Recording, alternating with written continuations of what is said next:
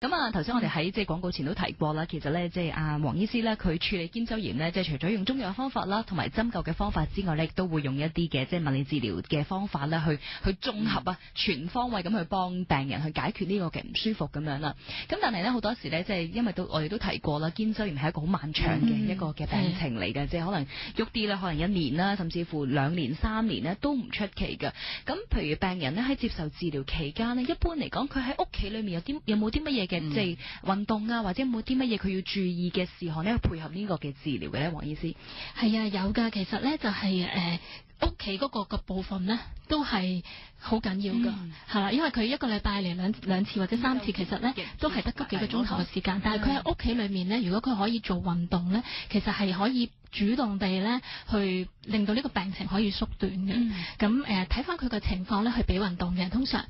譬如痛嘅時候啦，咁可以係做一啲嘅運動咧，係減輕痛楚嘅。例如一啲嘅我哋叫鐘擺嘅運動咁樣嘅。咁又例如，如果佢係嗰啲好黏連得好犀利嘅，黏連得好活到好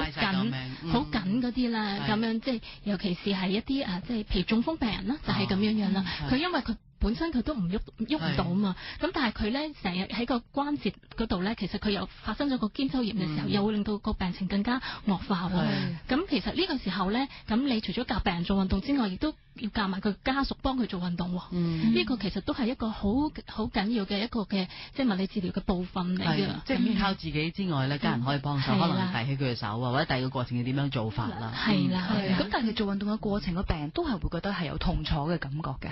係咪？係啦，嗱，其實咧，如果你話做運動完全唔痛嘅話咧，咁即係其實睇翻佢個階段咯。咁我哋會話如果佢有痛嘅，我話你做嘅時候 touch 個 pain 啦，即係你少少痛你忍受得到嘅，你可以繼續做咯。咁但係慢慢你可以痛多啲啦。其實你個幅度又會強，因為要加大咗噶啦，已經咁樣慢慢即係忍痛嘅能力係啦，同埋佢幅度真係。即係佢舉得高啲噶啦，向後又多啲噶啦，咁樣。每次係你 just touch 個 pain， 慢慢掂下少少痛，你忍住，慢慢嚟，其實你係可以做到咯。其實我哋忍痛嘅時候好叻噶，不過當我哋做康復嘅時候咧，有少少痛就覺得忍唔到，嗰啲反而忍唔到。係好奇妙啊呢個。係啊，所以家人嘅支持啦，咁所以其實好緊要嘅一個部分就係你都要教你個屋企人啊，即係如果佢哋帶到家人嚟咧，我都會教佢哋，喂，要做運動，我成日提佢哋要做運動，咁樣咧嗰個效果會更加好咯。係，不過我想問下黃醫師，因為頭先你喺度都講咧，係一個綜合治療嚟噶嘛。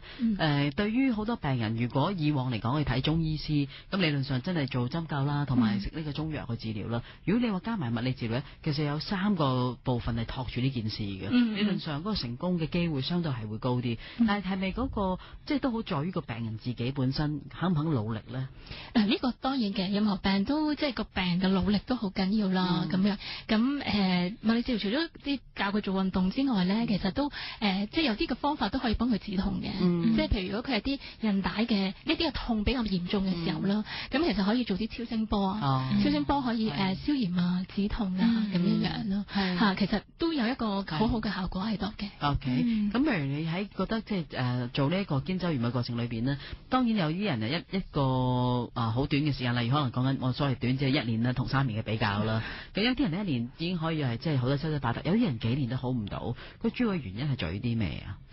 嗱，其實我覺得咧，早期治療咧係好緊要嘅，所以咧，我即係都即係提醒聽眾啦，即係你如果膊頭痛咗成個禮拜啦，個零2個禮拜都唔好似仲加重嘅話咧，我覺得你應該去求醫咯，即係你去早期去治療佢咯，因為你少少嘅筋傷或者挫傷。即係佢可以誘發肩周炎，到時就係一個好長嘅問題喺度啦。咁所以第一步即係病向淺中醫啦，呢個係真嘅。第二你就係要有一個信心啦，你對你嘅即係嘅醫師啦，你嘅治療師有信心啦，同埋你要配合佢啦。嗱，同埋一啲嘅家居嘅一啲嘅即係譬如你盡量喺嗰隻痛手裏面，你唔好成日拎重嘢啦，係嘛？咁你即係兩邊手要輪流咁用啦。瞓覺嘅時候你唔好側埋嗰一邊瞓啦，會痛啲㗎嘛。嘛，同埋譬如你着衫嘅時候，你就着咗隻痛手先啦，先至着隻壞手啦，即係呢啲好似好簡單嘅嘢，咁但係都係有幫助噶，真係係啊，係因為就咁聽呢，即係你話肩周炎啦，咁啊，但唔係單純用中藥或者針灸方法啦，再配合物理治療嘅方法，其實係一個全方位嘅治療啦。咁其實喺你臨床上面呢，即係除咗肩周炎之外呢，係咪仲有其他嘅痛症呢？都可以用類似嘅方法去綜合去幫嗰個病人嘅咧？係啊，其實基本上即係好多嘅病都可以嘅，你頸痛啊、腰痛啊，即係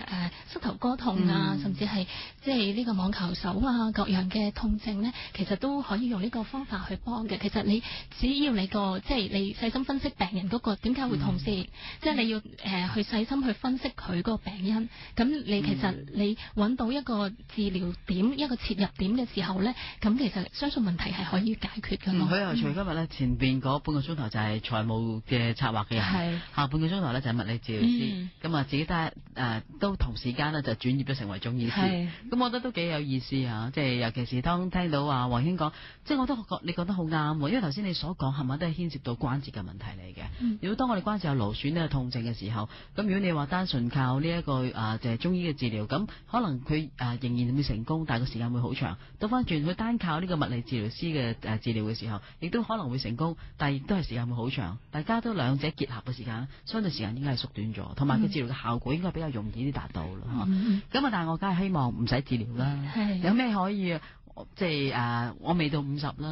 我唔希望我冇50肩啦。咁我係有啲咩可以做得到幫自己唔會出現呢啲問題㗎？即係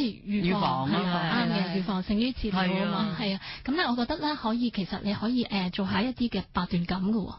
即係一啲嘅運動啊嚇。咁其實八段錦裏面有啲嘅招式咧，其實係即係佢隻手係舉到好高嘅，有啲咧就係咧係好似一個射緊雕咁樣拉箭咁樣。拉弓嗰個拉弓嗰個，其實你咧係喺唔同嘅方位度喺度stretch 緊你嗰個 shoulder joint，真係拉緊筋啊！係啊，同埋其實你又練緊力㗎喎，你唔好睇佢慢慢嚟，越慢嘅動作係越練力㗎嘛。咁所以其實一個關節佢會唔會痛咧？即係幾方面咧，就係佢肌力夠唔夠啦，佢有冇話整親啦，咁佢平時嘅彈性好唔好啦？咁呢啲如果你本身已經有做運動嘅，當然唔係淨係話跑步嗰個就好係好重複性嘅，呢個就唔係啦。但係即係如果係一啲肩部嘅運動，咁其實係有幫助，同埋頸都係嘅，頸都係要一樣嘅去處理啦，要做一啲嘅拉筋嘅運動，因為頸同話個膊頭咧成日都係佢哋會一齊用㗎，係啦，同埋佢哋互相影響嘅。頸唔好嘅人咧，以為自己膊頭痛嘅有時，係啊，膊頭痛嘅人哋其實佢好多時頸都有痛㗎。咁所以其實即係一啲嘅運動咧，好柔軟嘅運動，其實都已經係可以幫到嘅。我想咧，即係黃醫師可唔可以教下啲聽眾，如果佢真係有少少肩周炎嘅問題啦，即係已經開始有呢個問題，咁如果佢喺家居上面，佢而家可以做啲乜嘢令到自己舒服啲㗎？可以係。嗱，如果佢係一啲比較痛嘅話咧，咁可以咧，即係做一個好似鐘擺嘅運動。咁就係鐘擺，點樣擺法咧？點樣擺法咧？就係咧，其實佢可以揾張台啦，少少揾隻好手撳住張台，跟住個人咧少少係彎身咁樣，係啦，然之後咧就攞個膊頭咁樣擺下咁樣，係啦，擺下，其實佢係一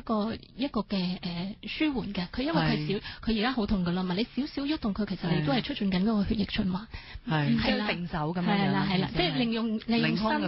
係啦，利用身體嘅腰力去轉動個膊頭啊，去擺咁樣咯。咁呢個係初期啦，即係比較痛嘅時候。咁另外咧就係即係如果佢係去到一個好緊嘅狀態之下咧，可以做一個手指爬牆啦，係啦，手指爬牆，你哋叫螞蟻爬樹，係啦，喺唔同嘅動作啦，喺前面啦，同埋側邊啦，係啦。咁亦都可以咧係拉毛巾啦，係啦，拉毛巾啊，呢啲都可以幫到咯。係慢慢一個幅度，就希望佢能夠加多啲，係啦，加多啲，唔使心急嘅，係啦，有啲譬如舉下遮啊，呢啲都有幫助，即係用好手去幫助隻壞手咁樣舉起把遮，打橫咁樣舉，係舉重咁舉上面啦。以前即係如果喺讀書嘅時候讀得唔好啦，啲老師就出去你出去啦，飛企舉凳啊，係啦，但係嗰個動作，阿媽翻到屋企就叫你舉藤條啦。OK，不過呢個年代可能冇啦，好啦，咁如果有任何嘅問題，有關呢個肩周炎、50肩等等即係任何呢一方面嘅肩膊問題，你想問翻黃醫師嘅話咧，十分之歡迎大家及早治療啊！冇錯，你可以打電話上嚟登記先嘅，電話號碼1834204，1834204，星期日嘅重溫時間咧都可以打呢個電話噶。好，咁今日咧唔該晒黃醫師啊，拜拜，拜拜。